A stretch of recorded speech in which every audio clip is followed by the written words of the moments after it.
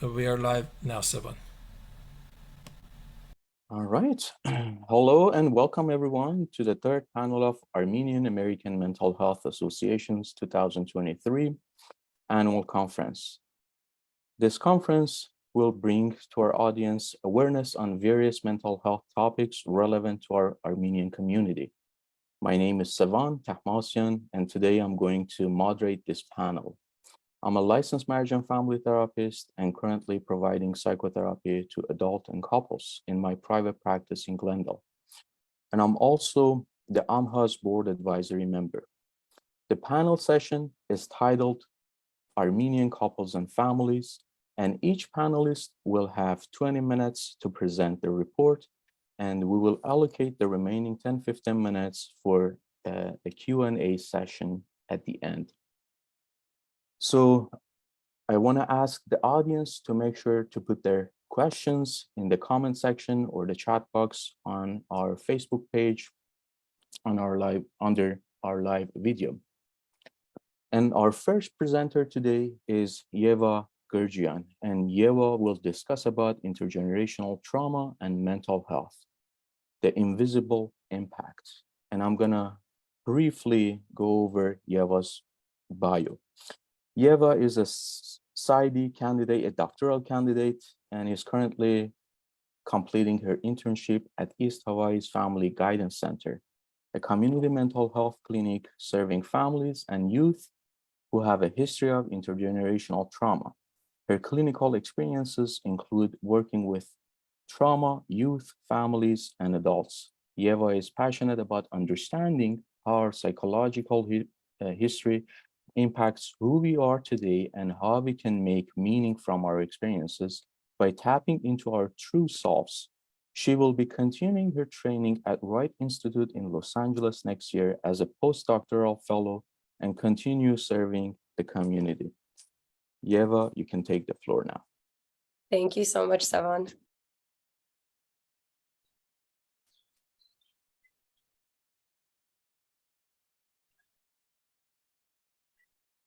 Okay, everyone sees this okay? Perfect. All right, well, thank you so much for that warm welcome. So I'm going to be talking about intergenerational trauma and how that affects Armenian Americans' mental health. And this is something that I think is very near and dear to me, and I think has become near and dear to most Armenians across the world. Our culture has had lots of different collective experiences that have been traumatic, and most of this work is also about how do we move forward from it. We've all been very stuck in this sense of a victimhood identity, and these horrible things have happened, and reparations, this and that. And one of the things I'm going to be emphasizing a great deal on is how do we move forward?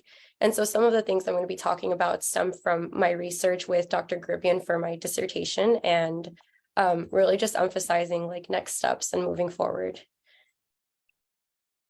I'm going to start off with something Gabor Mate said, and Gabor Mate is a researcher and a physician who studies addiction, trauma, and how those things show up in our bodies as well. And he has this great saying, and I think a really great way of conceptualizing what trauma is. And he says that trauma is not the bad things that happen to you, but what happens inside of you as a result of what happens to you. And so I think of that kind of as a car accident, right? So the car accident is really just an event. It's a thing that happens, but the trauma that comes from it is dealing with the injuries. It's the fear of sitting in a car again. It's your hands getting sweaty when you pass through that intersection again. And it's on us to learn how to deal with our trauma and to make meaning of those stories to really move forward. And when we think of trauma like this as the impact of events that happen to us, we can think of it as something that's intergenerational as well. So intergenerational trauma is thought of as when the consequences of trauma extend beyond the person who directly experienced the trauma, and then it starts impacting the people around them. So for example, within the Armenian community, if we know someone, a great-grandparent, for example, who was a survivor of the Armenian genocide, maybe they had undiagnosed PTSD and had to live with that their entire lives. Their child is going to be raised by a traumatized parent who maybe was distant for most of the time, but if a plate broke in the kitchen, had an outburst because they were terrified. And so living with that kind of upbringing can be very, very challenging and becomes a cycle, because then that person has a child as well. And so parents can sometimes develop neglectful, authoritative parenting styles. They can even project their traumas onto children. And then that person grows up not trusting the world, not having a sense of wonder and curiosity, but really being afraid to explore and to play and to connect with others in a way that can be meaningful. So it really becomes this cycle, and Armenians have definitely become caught in that cycle because of our history that extends way before the genocide as well. And so how can we really break out of that is the question. And that's really the main point of studying it. We want to understand, what is this intergenerational transmission of trauma? What does it mean? And how does it happen, right? Like, what are the mechanisms of the trauma being transmitted? How do we understand that so that we can disrupt those mechanisms and intervene in places to create better, healthier cycles? How can we make meaning from these horrific things that have happened in our community and become resilient? How can we get mental health support? We want to be able to educate not only ourselves and future generations on our historical injustices, but also those of other cultures. And again, most importantly, how can we heal and how can we move on from these things? And so our study was a quantitative study. I looked at how intergenerational trauma impacts mental health in Armenian Americans. And so we studied adults that were all across the United States who identified as Armenian, Armenian-American, various generations of immigrants. And we were making sure only to look at intergenerational trauma. And so what that meant was when we were looking at people whose families had experienced different traumas, for example, like great-grandparents who were genocide survivors or survivors of the Spitak earthquake, we wanted to make sure that the subject, the people we were studying, had not experienced any of those things. We wanted to make sure that we're studying the intergenerational trauma and not the trauma itself. And we see these were the different events that we did look at, which isn't completely comprehensive considering the diaspora of Armenians and the various things different, Lebanese Armenians have experienced. There are Armenians living in Iran, Baghdad, etc. But these were the ones that were within our study, and it was measured through this quick little questionnaire. I asked participants to mark all of the following. So if they themselves, a parent, grandparent, great-grandparent had experienced or was physically there for example, the genocide, the earthquake, the dark and cold years of Armenia that happened in the 90s, and either of the Nagorno-Karabakh wars. Immigration was also a question, but it wasn't something that we considered. We just wanted to make sure we were covering all of our bases. And when we're looking at mental health outcomes, we were looking at depression, anxiety, and stress that was measured by one specific scale. We had a total of 73 participants, which was really interesting because there were about 140 people who completed the survey. But of those 140 people who completed the survey, just over half of them had not experienced any of those events. So what that means is almost half, so maybe like 30% of people who completed the survey had directly experienced one of those traumatic events, which I think is just very interesting in context, right? To say it is very important for us to study these things because even people in America, we've immigrated here, it's still something that's affecting us currently and will continue to affect future generations if we don't intervene and disrupt that cycle. 52% of participants were adults, so 25 to 34, younger adults, millennials, almost 70% women, and 60% were second generation. So I think these are just some of the interesting things of the demographics. And so generally, we're asking this big question of whether intergenerational trauma can impact emotional well-being. So we looked at anxiety, depression, and stress, and we found a statistically significant relationship with intergenerational trauma and all of these different outcomes of mental health. So what that kind of means in a nutshell is that the more intergenerational trauma you have, or a person had endorsed on this study, so a great-grandparent who was a genocide survivor, a parent who experienced the Spitak earthquake, and a parent who experienced the dark and cold years, the more of those events that a person has in their like psychological history, the greater chance they had of having higher levels of anxiety, depression, and stress. So what that means is that these are all still problems that we're facing as a community who have immigrated. We've started lives in a different country, but these are things that continue and will continue should we not intervene or find different ways to really heal and address these problems. So now what, right? This is the big question. It is so important for us to understand our roots, because when we understand our roots, we can almost say that there's this framework of a predisposition to poor mental health. And sometimes that can be a validating thing, and sometimes that can be a thing that can feel hopeless.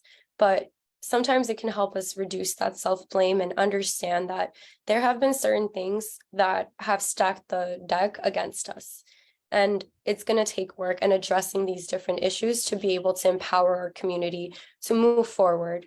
And every single person, I love this little picture. It says that every person you meet is either repeating a cycle of generational trauma or is carrying the burden of breaking cycles. I wouldn't necessarily call it a burden. I think it's a lot of hard work, but it is a responsibility that I think we have as Armenians who have these resources to be able to understand these are things that have happened to us, and it does make it harder for us to be psychologically well and to have these meaningful lives. There have been research that has shown that young Armenians across the world, not just in the United States, are really trying to move away from this identity of victimhood, especially since other research has also shown that Armenian-Americans hesitate to pass down their culture because of the implications of helplessness and victimhood and weakness that kind of come with that. Where, you know, I'm sure there are people listening who, growing up when you're around 5, 6 years old, you were told the story of how your great-grandparents or whoever survived the genocide. And what a thing to tell a small child, and what a thing to really shape that growing identity. And that can kind of create that sense of helplessness, and we still haven't gotten the recognition, and we're still fighting this fight. So how do we move away from that into meaning from these terrible experiences, right? We have that saying that they tried to bury us, but they didn't know we're seeds. This is our chance to grow, and we talk so much about post-traumatic stress. What we don't talk enough about is post-traumatic growth and the resilience that comes from those things. So to kind of do that, some of the things that I'm kind of emphasizing and encouraging are, first of all, open dialogue about your history, about how these different things have impacted your family, your upbringing, and maybe even your mental health now. Embracing our stories and embracing ourselves as a community to be able to share those stories and kind of find some kind of resolution with one another. To have empathy for the fact that the way we have dealt with these traumas may not have been the best. Sometimes families have become very enmeshed. Some families have become very separated as a way to deal with these things, but having empathy for the fact that we've all done the best we can, and so have all of our families. Emphasizing collectivism, so remaining united despite political issues that are continuing, and differences that we have within the diaspora. And most importantly, resilience, which also means being open to mental health treatment and being open to asking for help when we see ourselves struggling. A really big piece here is attachment and family. A lot of research has shown that not just within Armenian Americans, but whenever there is intergenerational trauma, a secure attachment style is a protective factor for the poor mental health outcomes that come with it. So what that means is we can have had all of these really horrible things happen in our past and in the past before our past, but if we can have good relationships with one another, if we can trust one another to meet our needs and to meet one another's needs, then it's a huge protective factor for ourselves from the mental health outcomes that can come with that. So as clinicians, something to kind of emphasize healthy communication styles within families, raising children to be able to explore comfortably and to know they can always come back to their parents who are going to be a safe base. And last but not least, to embrace our culture fully. And what that means is dancing our dances, eating our foods, reading each other's coffee cups, and just being able to preserve and promote our language, our values, the things that we have fought so hard to preserve, to make sure we're actually doing it and to thrive off of it. I think that these are all things that can get really caught up in the mix as immigrants, but still things to really emphasize that this is what we fought for. These are the things that we have really, these are the things embedded in our culture and the things that should continue to thrive in the face of all the adversities we've experienced. So thank you. That's all I have.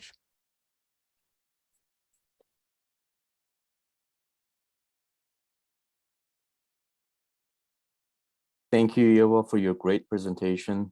It was really interesting. I want to use this time and again remind the audience to write down their questions in the comment section under our live video on Facebook. Now we'll turn our attention to Dr. George Gharibian, and I'm gonna go over his bio. Dr. George Gharibian has a doctoral degree in counseling psychology from the University of Memphis and a master's degree in marriage and family therapy from California State University, Northridge. He is a licensed psychologist in the state of California and provides psychotherapy in a private practice setting. In addition, Dr. Gharibian is a core faculty member in the clinical psychology PsyD program at the California School of Professional Psychology in Los Angeles. His teaching and research interests include intercultural psychology, immigration and mental health, clinical intervention, trauma, mindfulness, and family dynamics. In addition to his bio, I should add that Dr. Gharibian also is the AAMHA's Education Committee Chair, and without his passion and dedication for Armenian community, these annual conferences wouldn't have been achieved. He organized AAMHA's first international conference in 2021, and today we're conducting the third annual conference by his guidance. And Dr. Gharibian's topic will cover immigration and Armenian-American families. Without any further ado, I'll let you take it away, Dr. Gharibian.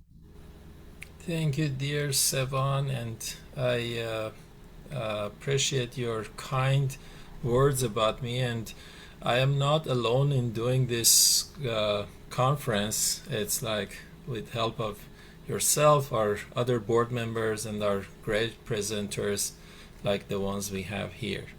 So I'll start my presentation, which is on immigration and Armenian families. So as Sevan said about myself, about the work that I do teach at Alliant, the California School of Professional Psychology, and one of the courses that I've been teaching in the last few years been the immigration and mental health, and I also taught the intercultural courses. And I'm very much interested in the studies on the research on topics related to immigration and acculturation. So what I'm going to present is based on what I've learned from the research from my students who done studies on different cultures, immigration issues, Armenians, like the one that Yeva just did. So this will be a summary of all those research studies and what I've learned from the theory. So today I will cover topics related to causes of immigration, the issues related to pre-migration, migration, post-migration, acculturation issues, intergenerational acculturation gap, and I will end the presentation with issues related to Armenian families, gender roles, and like some suggestions about the immigration issues and the family dynamics. So first, it's important to, when we're thinking about immigration, to see to think about or learn about the causes of immigration. Armenians, other communities, they migrate for different reasons, but some of the main reasons that people migrate to a new country is for having better financial opportunities. They may be escaping persecution. They may migrate because of wanting to have a better life opportunities, such as education, but also some people migrate because they want to be joining to their family members who have already migrated. And these causes, they can be different, and the differences can make a difference regarding to their migrants' experiences in the new country, in the US in this case.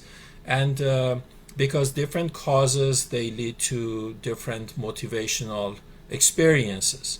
And I will talk about that in a second. So when people basically start to be aware and have either this, we call it push factor or pull factors. There are push factors, meaning that people are being pushed away from where they live. And there are pull factors, that means that there are great opportunities, good things in the new country that pulls the immigrants.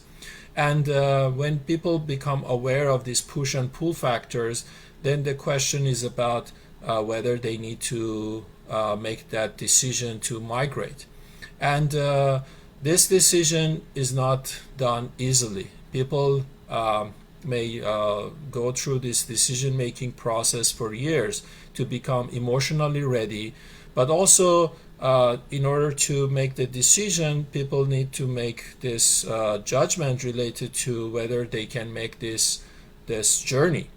And not everybody has similar, the same type of resources or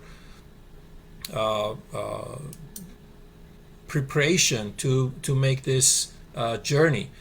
Financial resources, education about the new country, about the process, the way that they can actually make the journey are important. Mental health and resiliency also been known is important. People who are able to make this journey usually are people who have at least the ones who become more successful and have less stress after their migration. They need to have certain kind of resiliency and less mental health stress and problems in order to be able to be successful when they come to the new country. And going back to the link between the causes of migration and motivation, it's very important to understand for clinicians, for families, to know that because migration, it can be a very life-changing and challenging process, people's motivation related to migration is very important. The more, in general, the more motivated migrants are, the better their life and mental preparation is going to be to manage or handle challenges. So that's basically the issues related to pre-migration. And then when people make their decision to migrate, then they have this different experiences that they can have. Some people, when they go through this process of migration, they may experience a lot of stress. For some, unfortunately, the stress can be even worse, and they can actually experience traumas. Like we know, and I know many of our people from the community know that we hear stories like when people migrate, they can go through very serious problems, like including being held up, losing family members, sickness, imprisonment, and so on and so forth. And this process basically can also make a big difference for migrants' experiences when come to the new country. If there is more trauma, more stress during the process of migration, they may have more difficulty to basically adjust to the new country. And for clinicians, families who want to understand their experiences, they also need to consider that what happened to them when they were actually coming to this country, the process of moving from Armenia, Iran, Lebanon, and other countries that Armenians come from. And in general, we also have this idea of resiliency. The higher individuals' resiliency, that it can be basically interpreted as their mental preparation, their way of coping, having better coping mechanisms, skills, those things, social support can help individuals to have a better migration process. And what happened is that when people come to the new country, to US, then we have these post-migration issues. We have the big question is the adjustment. Some people have better knowledge, education, awareness, exposure to the new culture. Some have less, and some have the closer or a more or better expectations what to expect from new country. Some don't have realistic expectations. They may think that like things are going to be very different than what actually in reality things are. And this adjustment, again, it's going to be a big major challenging process for most people. For some, it actually is going to be a motivating factor. Some people, the stress is not a negative stress when they are coming to a new country. It can be a motivating factor to succeed, to take advantage of the opportunities that exist in the new country. Support system, social support, been known that can have both the positive impact and negative impact. The positive impact for immigrants of like having social support would be that they can receive emotional support. They can be supported through like receiving information, being exposed to, or receive opportunities for them to have jobs and other resources. But the limitation or negative aspect of social support or social connections would be social support usually been known that migrants who live in enclaves of cultural enclaves, they are being receiving a limited level of support and resources, because every closed community basically they have a limited resources, and if people get used to the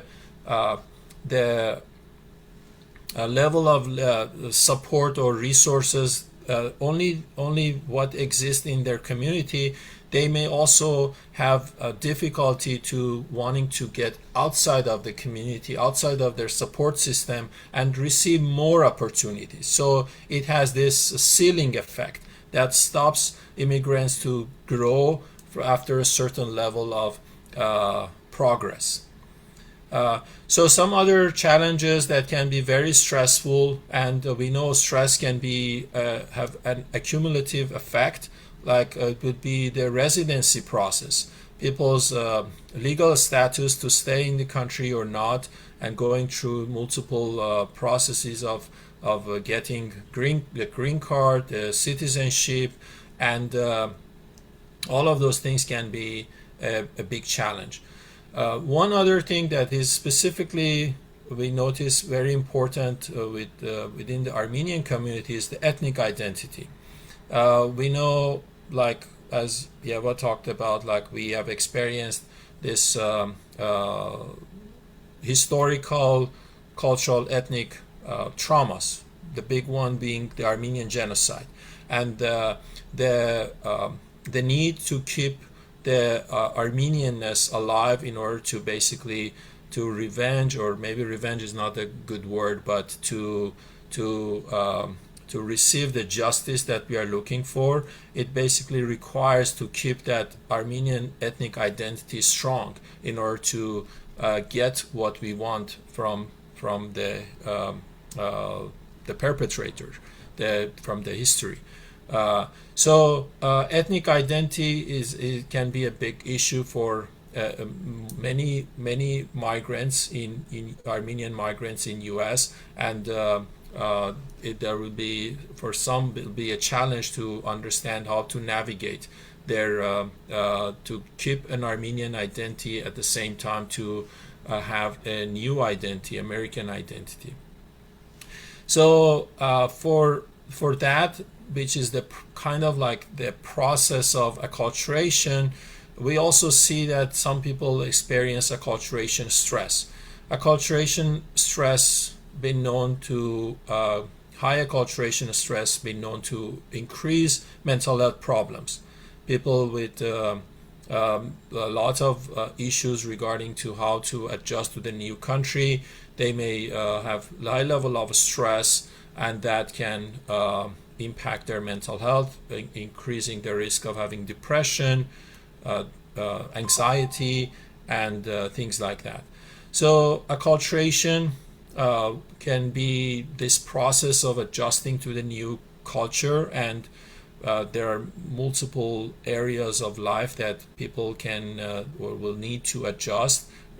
Learning the language, economical issues, and also to navigate the values and the culture that they have, and the ones that the dominant culture, the American culture, expects them to have. And that's basically another issue that the research, the theory basically explains different strategies that people may have. Some people may want to basically to assimilate completely to the American culture, meaning that they don't want to keep the cultural values of their own, the Armenian culture. They want to only adhere to the American culture. Some immigrants may have the opposite. They may want to not have anything to do with the American culture and hold on to only the Armenian cultural values. And the research says that migrants have less emotional mental health problems, have a more resiliency if they can have this bicultural strategy, which is an integration between the heritage culture, the Armenian culture, and the American culture. So then we have this issue of different level or different ways of acculturating amongst parents, older generation, and children. There is this concept is called intergenerational acculturation gap, which explains that how parents and children of immigrants, they can acculturate differently, and there will be a gap between their cultural experiences. Not always, but usually parents are they are adhering more to their heritage culture. They want to keep the old values, old traditions, and the younger generation, both because of their age and the years being in the new country, they are more exposed and more adhering or willing to adhere to the new culture, the American culture. So that can basically create some kind of a conflict or some kind of tension. Parents sometimes we notice in clinical work or in studies that they may be worried that they're losing their children because they have new culture, they don't understand them, and they are worried that that will impact their own identity because their hopes of their children continuing their tradition is threatened. And that's also we will see in marriages, in relationships, and I know Dr. Manvelian will have a talk about that, so I'll not go in depth on that. But these are different areas of acculturation gap and intergenerational acculturation gap that can create pressure and stress amongst families. And you see sometimes in clinical work, parents may be worried, anxious, depressed because of this misunderstanding. So amongst themselves and their children. One other thing that you will see is the children's experiences in the new country. They would be asked or pushed to succeed in the new country, and that would mean that to learn the American values, the cultural expectation in order to be able to succeed. But that itself can actually be also threatening for the families, because the more children want to succeed, the more they become different than their parents. And for some families, that can be problematic. I know we had a talk earlier, talked about individualistic and collectivistic cultures. We know that in US we have this individualistic culture, which means that people are encouraged to be successful on their own and not to be thinking too much about their family members' experiences because of their own changes and success, compared to a collectivistic culture, which is for more Armenian cultures, and some other Asian and Hispanic cultures are more collectivistic, which is a culture that values group and family success as being something interrelated. The individual is not encouraged to only think about themselves. So these differences between Armenian culture and the expectations of US culture will be perhaps also causing some kind of a tension, and we need to be aware of that as well. But the good thing is that we know that families, if they have good communication and good relationship, good dynamics amongst themselves, these issues can be resolved. They can discuss these things and resolve and understand each other and reduce the worries and threats of the family, the parents, and then also help the children to understand that it's okay to adhere to American culture, but at the same time they can also adhere to Armenian culture in certain areas, and have both, have a more integrated approach to their acculturation. So this will be my last slide. I know we only have 20 minutes, so I'll make it fast. We also have noticed when you look at the families, when migrants come to a country which has more equal expectations or equal gender role experiences or values, and Armenia and countries which most Armenians are coming from, usually they come from more patriarchal countries, and when they come to a new country, there will be usually some families you see some tension amongst the couples, and you see males may also have made difficulty to perhaps finding a job to be the sole provider of the family. At the same time, males may have a more freedom, more opportunities to work, and a higher, basically, status in the family, being another provider. And this can actually create this tension, the changes of this from the old relationship and expectations of each other, from the partners from each other, to a new gender role. And this again can be an area of tension, and if the couples, the families are not able to address these issues, then you'll see the problems may increase and be transferred to children and the entire family. The final point I will make is that We also have some research that says that families who have more conflicts among themselves, their children sometimes also become more assimilated to the American culture, because it would be a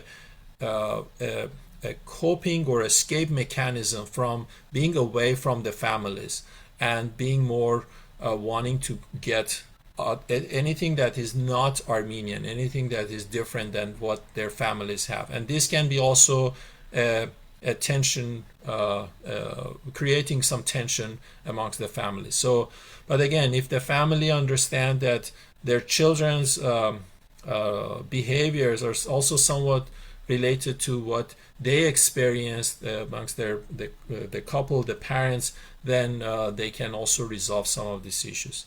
So this will be the last point that I wanted that was my last point I wanted to make, but I'll be happy to ask questions at the end.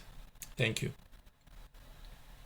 Thank you so much, Dr. Gharibian. Thank you for your presentation. It was an amazing presentation. And again, I want to remind the audience, if they have any questions, feel free to put them in our comment section under our video. It's a live video on our Facebook page, so please make sure that you put your questions there. And at the end, we will make sure to go over them and to cover them. Now we're going to turn our attention to our third, last but not least, presenter today, Dr. Atina Manvelian. And I'll go over her bio.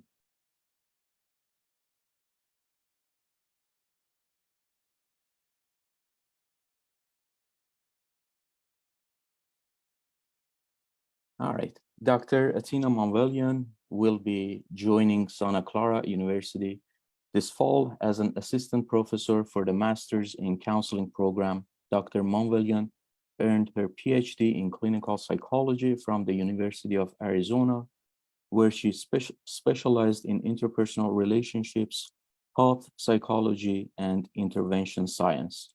Dr. Manvelian is a postdoctoral fellow at Stony Brook and Stanford University. As an intervention scientist, Dr. Manvelian designs scalable, evidence-based interventions to promote healthy relationships and psychological well-being. Invested in expanding access to mental health care for Armenians, Dr. Manvelian is currently working with members from Yerevan State University to upgrade their curriculum and create licensure standards for therapists in Armenia. And Dr. Manvelian's topic for today is going to cover intercultural marriage in the Armenian-American community. Dr. Manvelian, the floor is yours. Thank you for the lovely introduction. I'm going to take a moment to share my screen. How does that look? Awesome. First and foremost, I want to thank everyone for inviting me here to speak. It's always such a pleasure to be among other Armenians that are so distinguished and doing such amazing things to support our community.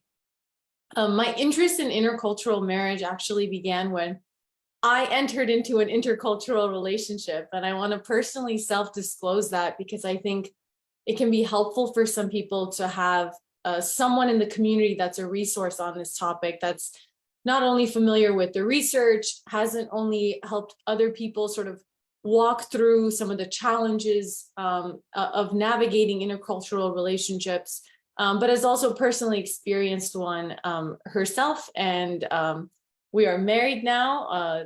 It's been 12 years, so I'm open to all sorts of questions. I want to start first and foremost by just defining some key terms for us so we're all on the same page.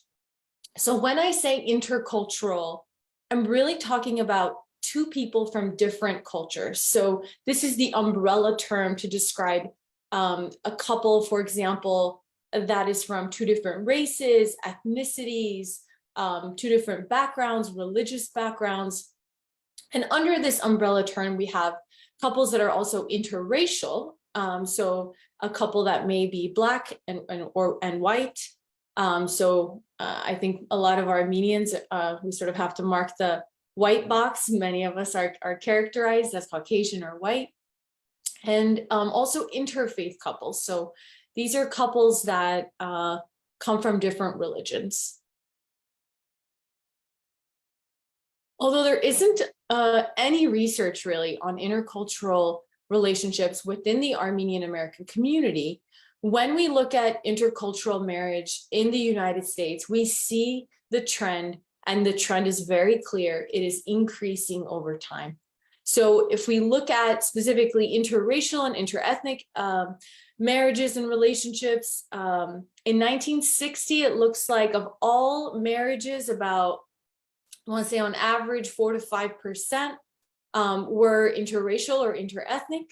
And now, near 2017, it's around 18%, 16%, and now it's 2023. So I predict that the trends will continue to rise. And the reason for this is that we're really seeing changes in the way that our societies work because of increases in technology, social media, online dating. We are more mobile as people. We don't necessarily go to school, work, and live in the same cities. We're surrounded, at least in the United States, by a lot of different cultures, a lot of diversity. And so we are making more and more contact with different kinds of people, making it more likely that we may fall in love and decide to marry someone outside of the Armenian culture. One question that I had is, well, when we look at the research, what do we see? Even if there isn't research on Armenians that marry outside of our culture, what about other intercultural marriages? Are they more or less stable? And there's sort of a commonly held belief that intercultural relationships are sort of at high risk for failure, that they have more divorce rates, lower levels of marital satisfaction.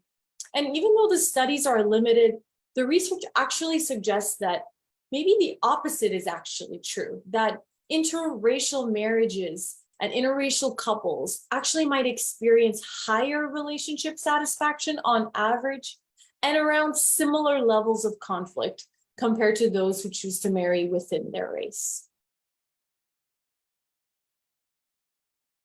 So when it comes to the Armenian community, how are we supposed to think about intercultural marriage? Is it an opportunity or is it a threat? And why does marrying an otar, why does marrying outside of our culture feel so threatening for our community? Why does it bring up such strong emotions, reactions, and opinions? To really understand and be able to answer this question, we have to take a look at our history. And like so many of the other presenters have beautifully articulated, our history is fraught with war, with genocide, with immigration. We have been a people that have had to fight to survive. And in many circumstances, we've barely made it out. And so from my perspective and from my read on why we sort of push Armenians to marry other Armenians, it is to preserve the Armenian culture. And it is to, beyond the fact that you may speak the same language or share similar traditions, that it may be easy. I think the sort of historical context is that we have almost disappeared as a people. We almost lost our language. We almost lost our cultural traditions. And so the smallest sort of, the family unit is the smallest and maybe the smallest way that we can make the biggest impact, right? In marrying someone who's maybe Armenian, maybe we're able to preserve that culture. Maybe we're able to preserve our language.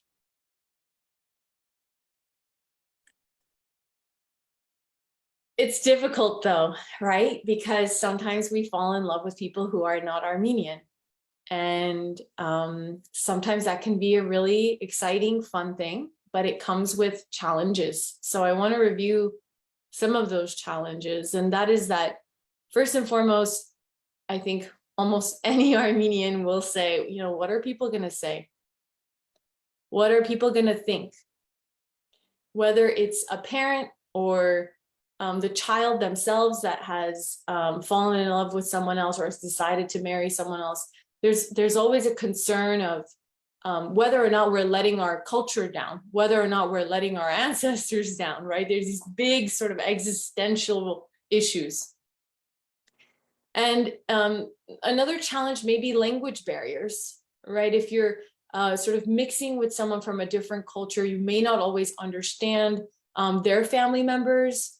Other people may be speaking in a language that you're not familiar with. So there may be some difficulties with language. There's also just different cultural traditions that people have to navigate. And the couple has to navigate this, but also the families have to navigate this around the wedding, around child rearing. There are different ways in which people go about things. And if you're not from that culture, there is a process of sort of really having to reflect and learn, you know, what are their practices and how is it different from mine? And how are we going to come together to really sort of meet in the middle or compromise? There's also a lot of benefits, and I think we overlook many of these benefits. And that is that sometimes you choose to be with someone outside of your culture because there's an amazing personality fit and your compatibility is really, really strong in a lot of other ways. You may also experience higher relationship satisfaction because of that fit and that compatibility. I think the opportunity, I think there's an opportunity also when you marry someone outside of your culture, outside of the Armenian culture, not just to learn more about their culture and their tradition, but also teach them and their family about Armenians and about our cause and our culture and our traditions. And in a way, I've found, at least personally, that can help expand the Armenian cause. That is, that it's not just now Armenians that care, it's other people from other cultures that also care. You can also take advantage of the fact that you may speak different languages and learn one another's languages. There's many examples of this. You know, there's people in Armenia that are Black or come from a totally different race, and they have learned the language and they've assimilated, and they feel and are Armenian in many ways. So I think there's definitely an opportunity to not shut people out, but rather invite other people into our culture, and to really expand the Armenian cause.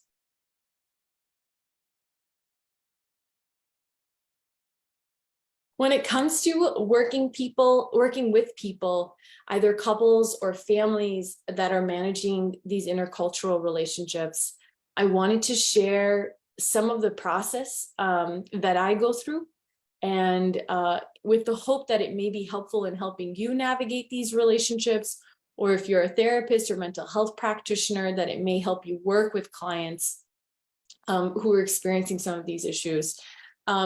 First and foremost, I like to clarify, you know, what are people's goals? What are their values? Are there differing values that are sort of part of the issue?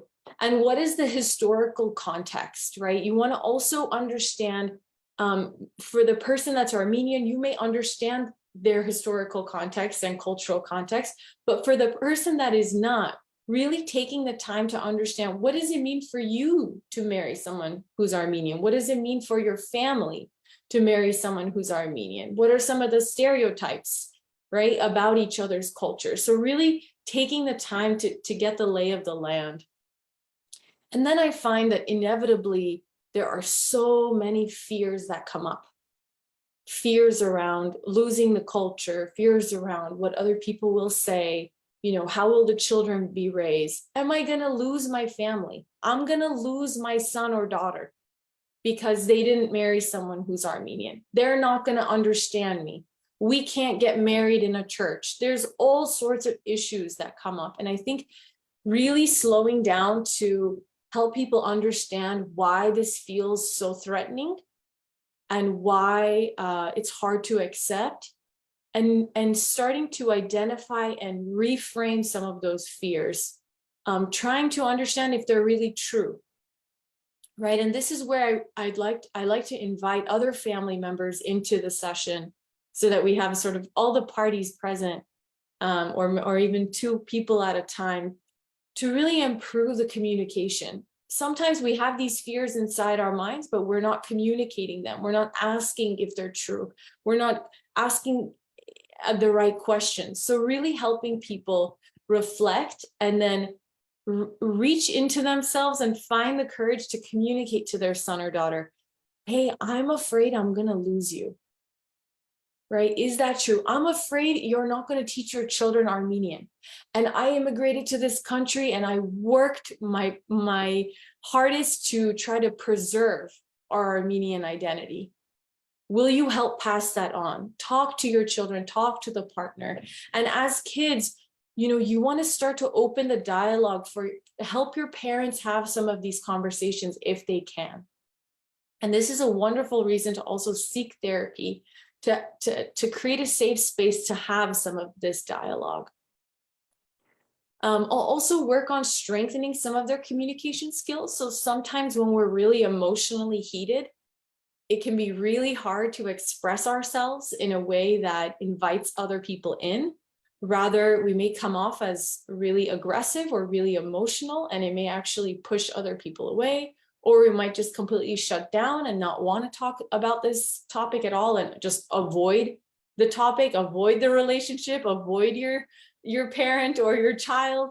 And so I think it's important here to really help people regulate their emotions and learn to connect, so that just because there's an intercultural marriage or an intercultural relationship happening, we don't want that to erode the family, right? We don't want that to disconnect people from one another. And I think that's what I work the hardest to do, is to keep those lines of communication open, so that even if it's hard for you to accept, or even if it's hard for you to understand why your parent can't accept this, to really say, I'm going to value the fact that we still have a relationship, and I'm going to do my best to work around this. I'm going to do my best to preserve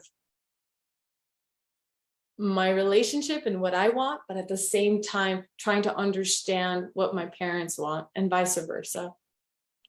Last, I always encourage people to maintain their boundaries. Sometimes Armenians can be very enmeshed in one another. And I think one of you was mentioning that, sometimes we feel like our children are an extension of us, and what they do is a reflection of us. And I've heard clients say, did I fail as a mother because my child is choosing to marry someone outside of the culture?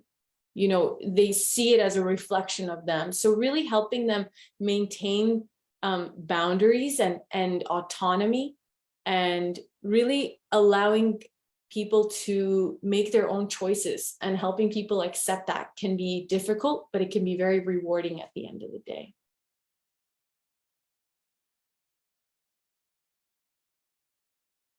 I want to thank you all so much for your time. I'd love to answer any other questions or comments, and I'd love to stay connected to any of the Armenians interested in connecting with me. I talk a little bit about some of this work on my Instagram, so you're welcome to follow me there. And if you're interested in working with me for individual, couple, or family therapy, feel free to reach out and contact me. Thank you so much. All right, thank you so much, Dr. Atina Manvelian. And thank you, all of you. I believe as I was hearing your presentations, I could see some overlapping topics, which was great. And I think we have two questions, and I think at least one of them, two of them, both of them can be discussed by any of you. But the first question is directed towards Yeva Ghrjyan, and I'll read the question, and I'll give some time for Yeva to respond to that question. So one of our audience asked, I was wondering whether you looked into the probability that higher scores on this scale were related to intergenerational trauma or being second generation representatives. That's a fantastic question, especially since 60% of our sample was second generation. I think it could be possible. It's not something that I actually looked into, but would be very interesting to see. So the part that I presented on was just some of the things that we looked at for the study, and some of the other things were other variables that are related to intergenerational trauma. So things like PTSD symptoms. Research has found that whenever parents are traumatized and have PTSD symptoms, their children are likely to show symptoms of PTSD without having had a traumatic event. So that's one of the things that gets transferred. And the likelihood of developing PTSD is also increased after having a traumatic experience. So those are called secondary traumatic stress symptoms. And we did see a significant relationship between intergenerational trauma and the PTSD symptoms as well. So there have been like a couple of things that we were looking at with this study, and this was just one of them. And I think it's a really good thing to also look into. I think just the fact that there were 60% second generation participants was just kind of quirky and interesting in and of itself. So I think it's a great question and definitely sparked some curiosity. Thank you for your explanation and clarification, Yeva. And I want to take this time to remind the audience, if they have any questions, feel free to write your questions in the comment section. And we still have a little bit time to go over those questions. And our second question is, oh, before I get into the second question, would you, Dr. Manvelian and Dr. Gharibian, would you like to add any comments to Yeva's clarification? Well, maybe just like, yeah, as Yeva said, it's like second generation, the participants were mostly, or all of them were second generation. And also like second generation immigrants, we know that they also experience a lot of stress themselves. And that can be also a little bit different than maybe first generation immigrants. So first generation immigrants have this, like we have this, something is called immigration paradox or acculturation paradox. Is like, I think it's immigration paradox. I forgot the exact term, but it's like the first generation, even though they may have more stress, but they're also more successful, more resilient to deal with the issues compared to second generations. That is like can be maybe also an issue with impacting them and having higher level of stress and trauma. I appreciate that, Dr. Gharibian. And the second question is for you, Dr. Gharibian. So here's a question. As Dr. Gharibian mentioned, that stress is a cumulative phenomenon. Do you think the frequency or quantity of migration for an individual has its role to create higher level of anxiety and stress among us Armenians? For example, 4 centuries ago, our ancestors migrated from Armenia to Iran's villages, then another migration to capital of Iran, then another migration to Europe, and finally to the USA.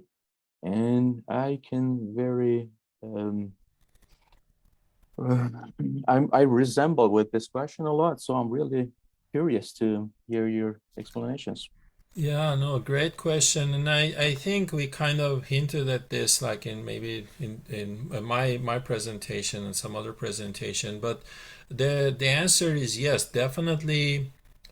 Stress is a factor that can be accumulated. Like if a person is experiencing stress in their job, and then they have stress in their relationship, and they have stress with parenting and things like that. So these stressful events, if we want to understand them, we should not look at them just individual events. We should look at them like stress is being accumulated. Like it's not that one forgets about their job stress and then they come and they have stress regarding parenting, regarding a relationship.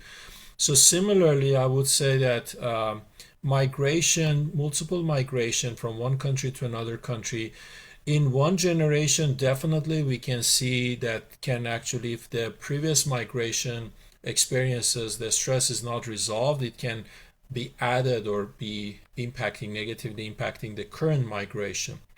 But when you think about the multiple generational experiences of migration, and then that's perhaps something that what Yeva's study is about, like it can be having this negative impact, like intergenerational impact, like parents may have still experiences of from their ancestors with like unresolved issues of the migration, and then the second or third generation need to migrate again. So it can basically it can be both positive and negative, because we also trauma and stress can be also a good opportunity for us to grow and learn different skills. But for some people it can be also problematic if they don't know how to deal with the stress. So it can be both positive and negative when you think about intergenerational issues, intergenerational traumas or immigrations. So it can raise this traumatic symptoms, but at the same time it could be both positive and negative. So yes, if people learn how to process the issues, the challenges that they've experienced, we have this thing is called post traumatic growth. Like people become even stronger, wiser after certain trauma experiences.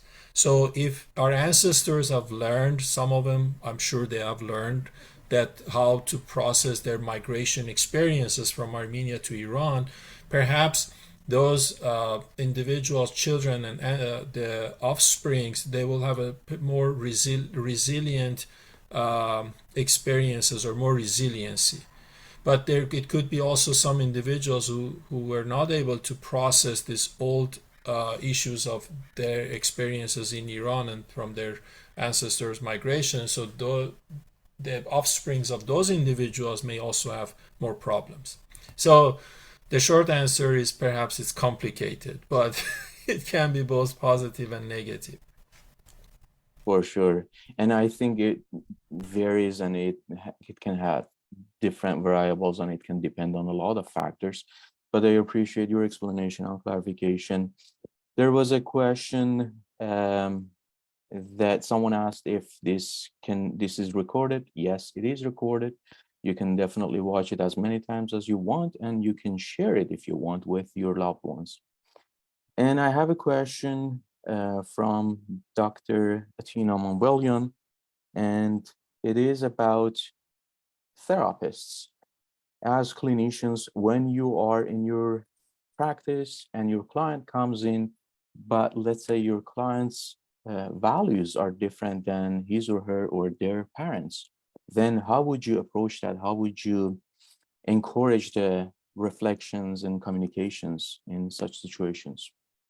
Yeah, I think it's a really good question, and it's very common, right, that different people of different generations have different values. I think first and foremost, I want to understand what's important for them in trying to maintain a connection with their parents. Some people will say, I don't care at all what they think, right? And we want to figure out, is that a balanced way of looking at this?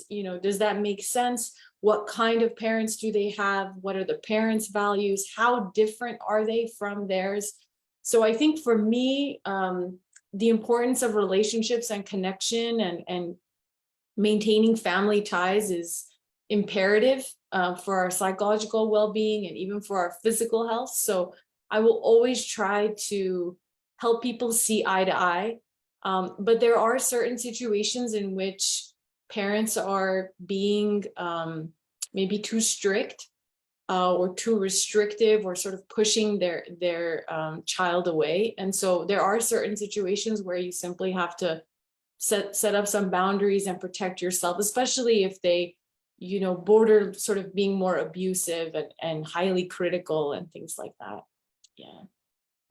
But it's a very delicate topic to navigate. It's a very sensitive topic to navigate. And, you know, I've had people come to me and say, am I a racist?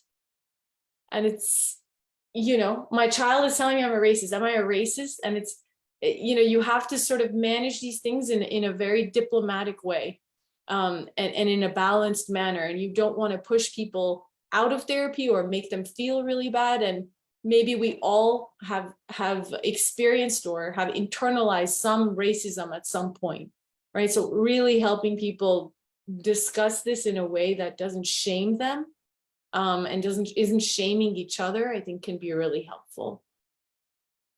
Yeah, I think navigating this water can be a little bit tricky, making sure that no one is offended, shamed, and definitely requires some skills. But thank you so much for your explanations. I, for the last time, checked the Facebook live video, and it seems like that we've covered all the questions. And I just want to make sure that I transfer the many thanks and appreciations from our audience. And I want to personally thank all of you for your knowledge, for your wisdom, and bringing light and awareness to our community. And we hope from AAMHA, on behalf of AAMHA, I hope that we can see Dr. Manvelian and Yeva next year in our conference again. And hopefully Dr. George Gharibian will also be part of the conference. And I want to take this time and appreciate all of you and our active audience as well. Thank you so much. Thank you, presenters, for spending your time preparing and dedicating your time and bringing your knowledge to us. I also want to make sure that I use this time and mention that if you are interested in our association and if you would like to support our mission, please consider becoming a member in our association. And at this point, you may be a clinician or not to join our association. So if you're feeling that you're resonating with our mission, feel free to go to our website, AAMHA and Armenian-American Mental Health Association, and make sure that you become a member. And